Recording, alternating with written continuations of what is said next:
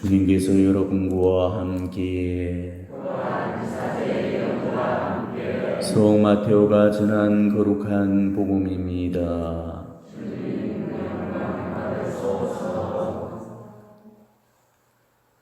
그때 예수님께서 군중에게 말씀하고 계시는데 그분의 어머니와 형제들이 그분과 이야기하려고 밖에 서 있었다. 그래서 어떤 이가 예수님께 보십시오, 스승님의 어머님과 형제들이 스승님과 이야기하려고 밖에 서 계십니다 하고 말하였다. 그러자 예수님께서 당신께 말한 사람에게 누가 내 어머니고 누가 내 형제들이냐 하고 반문하셨다. 그리고 당신의 제자들을 가르치시며 이러셨다. 이들이 내 어머니고 내 형제들이다. 하늘에 계신 내 아버지의 뜻을 실행하는 사람이 내 형제요 누이요 어머니이다. 주님의 말씀입니다.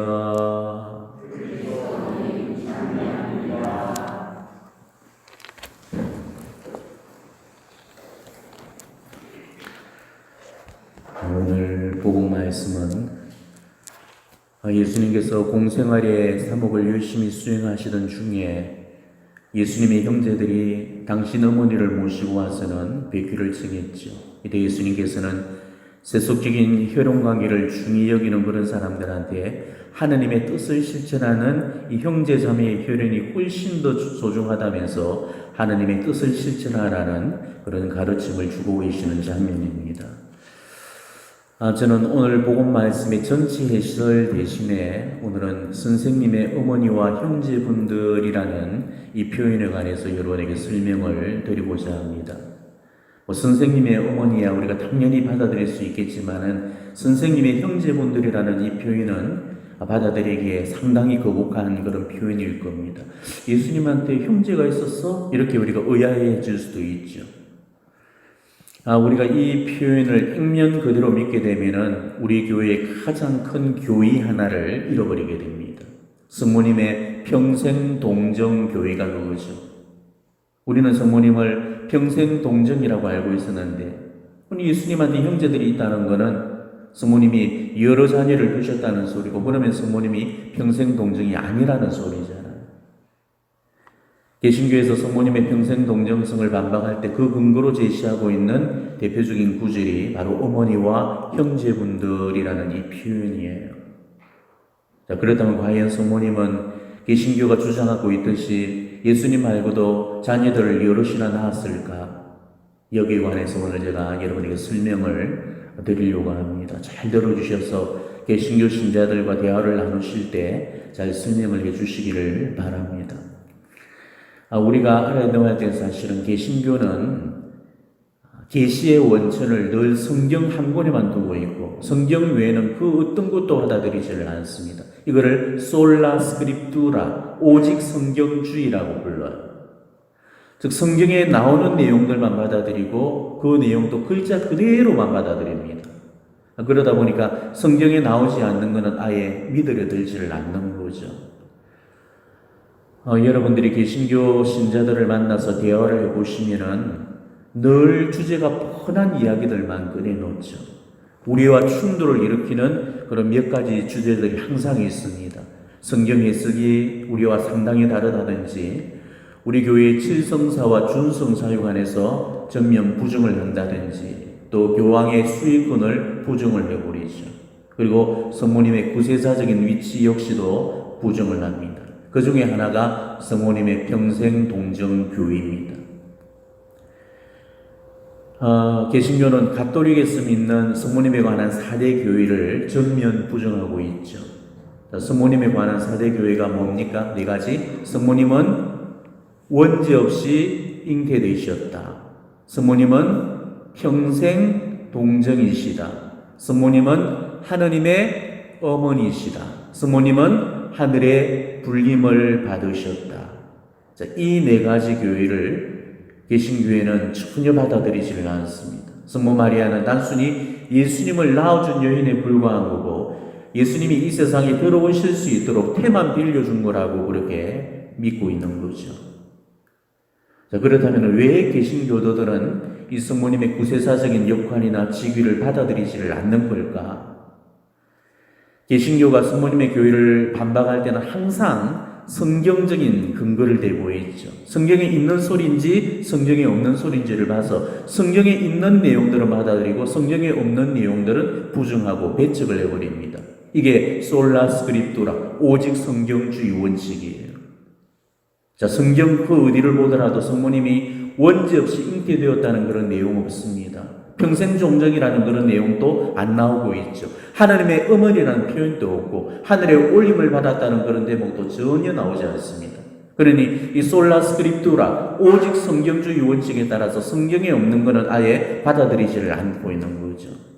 개신교회는 오직주의 원칙을 고집을 합니다. 그래서 솔라 피데, 오직 믿음으로 우리 인간은 구원받습니다. 행실은 필요 없고 예수 그리스도의 이름을 받들어서 우리가 세례만 받으면 구원을 받는다고 이야기하죠. 그리고 솔라 그라시아, 오직 은혜로서만, 우리 인간의 노력이 아닌 하나님의 은혜로서만 우리는 구원을 받을 수 있다는, 그 다음에 방금 이야기했던 솔라 스크립투라, 오직 성경으로, 이거를 우리가 쓰리 솔라스라고 하면 세 가지 그 오직 원칙이라고 불러요. 이 세 가지 원칙에서 벗어나는 것은 모두 배척을 하고 부정을 해버리는 거죠. 성모님의 평생 동정 교회관에서도 성경적인 그 근거를 대면서 이런 주장을 내놓고 있죠. 성모 마리아는 예수님을 낳을 때는 동정녀가 맞지만은 예수님을 낳은 후로는 더 이상 동정녀가 아니다. 그러면서 그 근거로 제시하는 부분이 바로 선생님의 어머니와 형제분들이라는 바로 이 대목을 근거로 되어 놓았습니다. 봐라, 성경에 선생님의 어머니와 형제분들이라고 분명히 했는데 어떻게 성모 마리아가 평생 동정이라고 우기느냐? 그리고 어디 그뿐이냐? 너 마르코복음 6장 3절에 봐라, 예수님의 형제들의 이름까지 나오지 않느냐? 실제로 마르코복음 6장 3절에는 이렇게 기록이 되어 있죠. 고향 사람들이 그 예수님이 고향에 가셔서 회당에서 가르치는 그 모습을 보면서 탐복하면서 이렇게 증언하는 대목이 나옵니다. 아니, 저 사람은 몫으로서 마리아의 아들이며 야고보, 요새, 유다, 시몬과 형제간이 아닌가? 그의 누이들도 우리와 함께 여기에 살고 있지 않나? 이 두 구절을 근거로 제시하면서, 아니, 성경에 빼도 박도 못할 이런 그 물증이 있는데 어디서 사기를 치느냐? 그러니까 니네가 마리아를 여신으로 떠받든다고 마리아교라고 욕을 듣는 거다. 늘 이런 식으로 우리 가톨릭 교회를 공격을 하고 논박을 하게 됩니다. 물론 이 두 대목만 놓고 본다면은 마치 성모님이 예수님 외에도 자기를 많이 낳은 것처럼 여겨지죠. 그렇지만 그렇게 따질 것 같으면 그 두 가지뿐이 아닙니다. 루카복음에는 이런 구절도 나와요. 마리아는 해산달이 되어 첫 아들을 낳았다. 아니, 첫 아들을 낳았다면 둘째 셋 때 넷째도 낳았다는 소리로 들리잖아요. 그리고 복음 속에는 예수님의 형제들에 관한 언급이 이외에도 몇 군데 더 나오고 있습니다. 자, 예수님의 형제들이 예수님이 미쳤다는 그런 소문을 듣고 집으로 붙잡아 가기 위해서 왔다는 그 내용도 있죠. 또 아직 당시 때가 이르지 않았기 때문에 그 드러나지 않고 조심스럽게 활동을 하고 계시는 그 예수님께 세상 앞에 드러내놓고 명예를 떨치라고 재촉하면서도 또 나오고 있습니다. 이처럼 복음 속에 여러 군데에 예수님의 형제들에 관한 그런 내용들이 나오고 있어요. 자, 그렇다면 도대체 이런 구절들을 우리가 어떻게 이해해야 되는가? 자, 여기서 개신교회와의 극명한 차이가 갈리게 됩니다.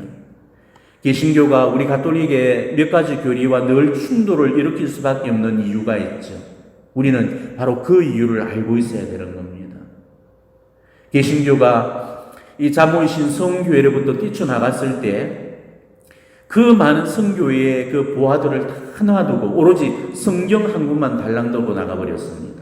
그것도 70세권을 다 들고 나간 것이 아니고 7권은 거짓 성경, 즉 위경이라고 하면서 그걸 빼버리고 66권만 들고 나갔던 거죠.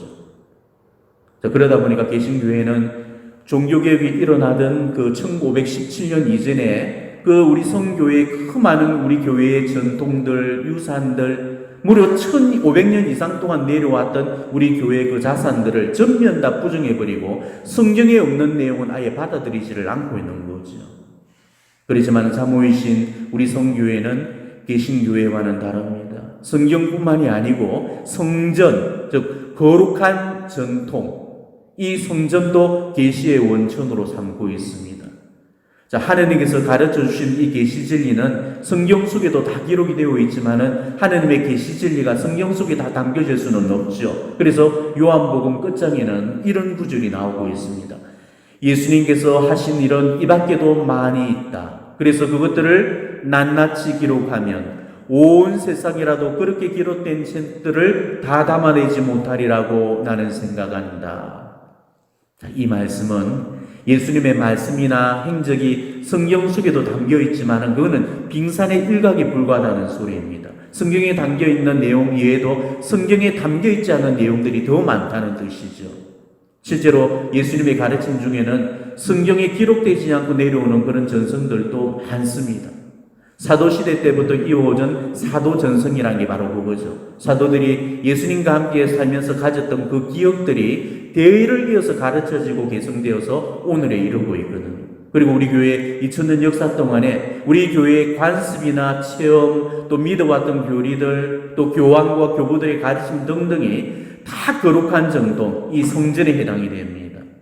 가톨릭 교회는 바로 이런 교회의 전통들도 하느님의 계시 진리를 담고 있다고 보고 성경과 더불어서 계시의 원천으로 삼고 있는 겁니다.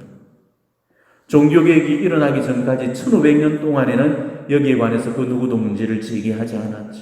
그러다가 종교개혁가들이 가톨릭으로부터 뛰쳐나가면서 성경만 받아들이고 성전은 내팽개쳐버렸던 겁니다. 개신교와는 정말 대동소이한 교의를 공유하지만은 몇 가지 충돌을 일으키고 있는 그런 교회들이 있는데 그것들이 바로 성전에서 전해 내려오는 그런 교회들입니다. 성모님의 이 평생동정교회도 거룩한 전통, 즉 성전으로 전해져 내려오는 그런 내용이죠. 성모님의 평생동정성에 관한 그 믿음은 사도시대로부터 시작해서 2000년 역사 동안에 출근 믿어왔던 우리 교회의 거룩한 전통이었습니다. 교회의 성인 성녀들과 그리고 교부들의 가르침, 또 사적 계시나 환시로 예수님의 생애를 보았던 그런 환시가들이 한결같이 주장해온 우리 교회의 전통이라는 거죠. 즉 성모님은 예수님을 잉태하신 이후에도 항상 동정으로 남아 계셨다는 겁니다. 또한 예수님의 잉태마저도 당신 어머니의 동정성을 손상시키지 않았다는 거, 이게 우리 교회의 거룩한 전통이 지금까지 믿어왔던 교회였습니다. 그렇다면은 이 복음 속에 아까 그 구절들은 왜 그렇게 기록을 했을까? 유대인들의 관습에는요, 친척지간에도 형제라는 그 표현들을 즐겨 사용했습니다. 사촌은 물론이고 일가 친척들까지도 이 형제라는 그런 표현을 사용하고 있습니다. 구약 성경에도 이런 식으로 표현된 경우들이 있죠. 예를 들어서 창세기에 보면은 아브라함이 조카 롯에게 이렇게 말하고 있습니다. 우리는 형제지간이다. 삼촌과 조카지간을 형제라고 불렀죠. 때문에 예수님의 형제들이라는 이 표현은 친형제가 아니고 친척지간의 형제를 말하는 겁니다. 그러니까 저 역시도 답답한 게 바로 이거죠. 왜 오해를 불러일으킬 소지가 있는 그 표현 대신에 마리아는 예수님을 낳은 후에도 동정으로 살았다, 이렇게 딱 한 줄만 써놓아도 이 후대 사람들이 이렇게 헷갈려 하지는 않았을 건데, 이걸로 개신교회와 충돌도 빚지를 않았을 건데 왜 이런 애매모호한 그런 표현을 썼는지 모르겠습니다. 그런데 초대교회 사람들은 그렇게 써놓아도 어느 한 사람 헷갈려 한 사람이 없었다는 사실이죠. 왜냐하면 어느 누구도 마리아의 평생동정교회를 의심하거나 부정하지 않고 너무도 당연한 걸로 믿고 받아들였기 때문입니다. 만일 마리아의 그 평생동정이 잘못된 것이었다면 우리 교회 2000년 역사 동안에 정말로 박학다식한 그 교부들이 끊임없이 이의를 제기하면서 논박을 했을 겁니다. 그렇지만 우리 가톨릭 교회의 위대한 교부들은 한결같이 이 마리아의 평생동정성을 의심 없이 받아들였던 거죠. 이 종교개혁자들이 1500년 동안 믿어왔던 우리 가톨릭의 교회들을 전면 부정을 하고 한순간에 엎어버렸기 때문에 그런 겁니다. 성모님은 평생동정이 맞습니다. 성모님이 평생동정이 아니라고 한다면 그는 곧 예수님의 신성에 흠집을 내는 행위입니다. 오로지 지고지순한 하느님만이 들어오실 수 있는 그 대로 원죄에 물들었던 인간이 들어온다는 것은 그는 하느님에 대한 모독이고 불경스러운 일이잖아요. 하느님만이 이용하시는 때를 우리 인간이 또다시 빌려선다는 것은 하느님의 품위를 떨어뜨리는 그런 행위가 되는 것입니다. 그래서 최고의 신학자이신 우리 베네딕토 16세께서는 이런 말씀을 하셨습니다. 스모님이 예수님을 낳을 때나 낳은 이후에도 동정을 잃지 않았다는 것은 당신이 낳으시니까 누구인지를 보여주는 결정적인 증거가 된다, 이런 말씀을 하셨던 거죠. 평생 동정이신 마리아, 그 누구도 부인할 수 없고 부정할 수 없는 진리의 말씀입니다. 우리는 절대 이 교회를 의심해서도 안 되고 이 교회를 부정해서도 안 됩니다. 더군다나 이 교회를 부정하고 있는 지금 몇몇 현대 신학자들의 그 가문 이슬에 결국 속아 넘어가서는 안 됩니다. 작년도 우리 교구인사에서 우리 옆본당 사제께서 교구로부터 정직을 당했죠. 성모님의 이 교회를 부정을 했고 성모님이 평생 동정이 아니라는 그 주장을 해서 고발이 들어갔고 교구로부터 정직을 당해야만 했습니다. 여러분들이 지금 한국교회에 이런 분들이 지금 한두 분만 있는 것이 아닙니다. 지금은 거짓 교사들이 너무너무 많습니다. 우리 가톨릭의 신앙 진리를 깨부수려는 이리들이 지금 양우리 속에 너무 많이 들어와 있습니다. 제가 늘 말씀드리고 있지만은 지금은 아무한테나 여러분의 귀를 열어줘서는 안 된다고 눈을 일러드렸습니다. 아무리 그분이 사제라고 할지라도 함부로 무턱대고 믿고 받아들여서는 안 되는 겁니다. 예수 그리스도의 그 복음 진리와 우리 가톨릭의 보편 가르침을 따르지 않는 그런 사제들의 말씀은 절대 따라가서는 안 되는 겁니다. 성모님에 관한 이 교의들을 정말 흔들림 없이 확고부동하게 믿고 따르는 그런 여러분들이 되시기를 진심으로 축원합니다. 아멘.